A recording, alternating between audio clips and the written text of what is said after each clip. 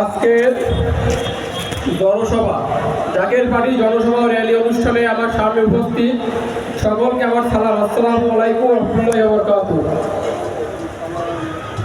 একই সাথে ইসিবি চত্বরের আশেপাশে গরিব দুঃখী মেহনতি সাধারণ মানুষ, ভ্যান চালক, রিক্সা চালক শুরু করে মুদি দোকানদার সকলকে জাকের পার্টির পক্ষ থেকে লাল গোলাপের শুভেচ্ছা অভিনন্দন।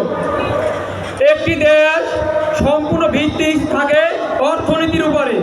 যদি অর্থনীতি স্থিতিশীল না থাকে একটি দেশ কখনো জাগতে পারে না।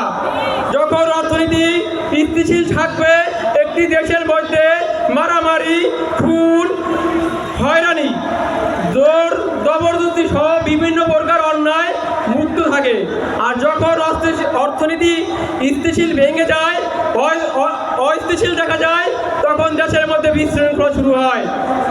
দীর্ঘ 5 বছরের বাজেট যদি আমরা গবেষণা করি তাহলে আমরা দেখতে পাই 2020-21 অর্থ বাজারে বাংলাদেশের বাজেট ছিল 5,68,000 কোটি টাকা। 2021-22 অর্থ বছরে আমরা দেখতে পাই 6,03,681 কোটি টাকা। 23-24 অর্থ বছরে আমরা যদি দেখি তাহলে আমরা দেখতে পাই 7,61,785,000 কোটি টাকা। এইভাবে আমরা যদি 21-20 থেকে 25 অর্থ বছর পর্যন্ত দেখি তাহলে একটি জেলা পর্যায়ে অর্থ ব্যয় 66,000 কোটি টাকা। অর্থাৎ একটি সরকার যদি 5 বছর ক্ষমতা হয় 64টি জেলায় অর্থ পড়ে 66,000 কোটি টাকা। কিন্তু আমরা দেখি সবসময় উন্নয়নের নামে শহরে উন্নয়ন দেখানো হয়, যার কারণে গ্রাম অঞ্চল ফাঁকা পড়ে, শহরে ঘনত্ব বেশি দেখা যায়, যার কারণে যান জট শুরু করে, দ্রব্য মূল্য সব কিছু দিয়ে একটা অস্থিতিশীল বিরাজ করে।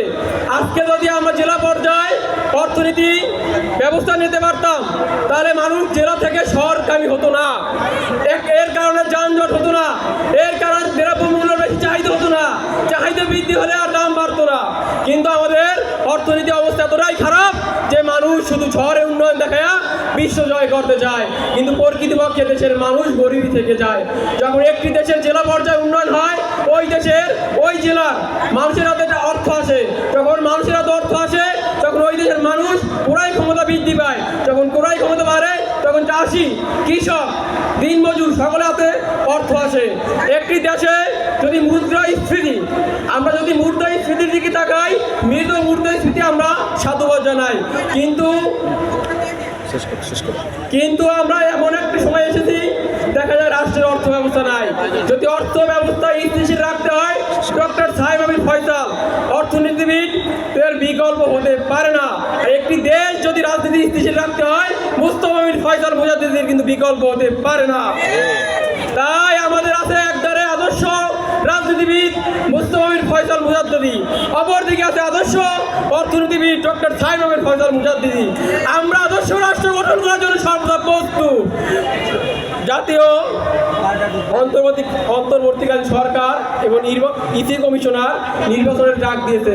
আমরা কখনো নির্বাচন চাই নাই, যেহেতু সরকার নির্বাচনের ডাক দিয়েছে অবশ্যই দেশের মেহনতি মানুষের জন্য, গরিব দুঃখী মেহনতি মানুষের জন্য পাশে থাকার জন্য, রাষ্ট্রকে স্থিতিশীল করার জন্য আমরা নির্বাচনে অবশ্যই অংশগ্রহণ করব। প্রয়োজনে 300 আসনে আমরা প্রার্থী ঘোষণা করব। অবশ্যই জাতি যখন দেখতে পারবে একটি আদর্শ রাজনীতি, কারণ আমরা 36 বছরে আমরা কখনো জোট বা কোনো ক্ষমতার জন্য কিন্তু রাজনীতি করি নাই। যদি আমরা ওইখান থেকে জাতি যখন বিশ্লেষণ করবে 36 বছর দেশ ও জাতির উদ্দেশ্যে আমরা কিন্তু সবসময় নীরব ছিলাম। খুন করি নাই, লুট করি নাই, বাংলা কলেজের ছাত্রবর্গ কোনো টেকনিক্যাল জায়গায় অবরোধ করে নাই, মিরপুর কলেজের কোনো ছাত্র পর্যায়ে টেকনিক অবরোধ করে নাই, তিতুমির কলেজের ছেলেমেয়েরা কোনো নলেজ অবরোধ করে নাই। বরং আমরা বিভিন্ন সময় হয়রানির শিকার হয়েছি, কাদের তা মানুষ ভালো করে জানে। একটি সময় আজকে আমরা যখন দেখি মানুষ বলে জাকের পার্টি কি, আমরা যদি ঘরে ঘরে প্রতিটি মানুষের কাছে জাকের পার্টির গোলাপ ফুল পৌঁছে দিতে পারি, তখন মানুষ বুঝতে পারবে, কারণ আদর্শ বিকল্প মানুষ কিছুই বোঝে না। মানুষ তো বর্তমানে রাজনীতির দিক থেকে মুখ ফিরিয়ে নিতে বলতে পারি, কারণ আদর্শ মানুষ আদর্শ রাজনীতি না পাইলে কখনো রাজনীতির ভিতরে আসবে না। আগে রাজনীতির ভিতরে আদর্শ থাকতে হবে, আদর্শ যদি থাকতে হয় মোস্তফা ফয়সালকে দেখতে হবে। অর্থনীতি যদি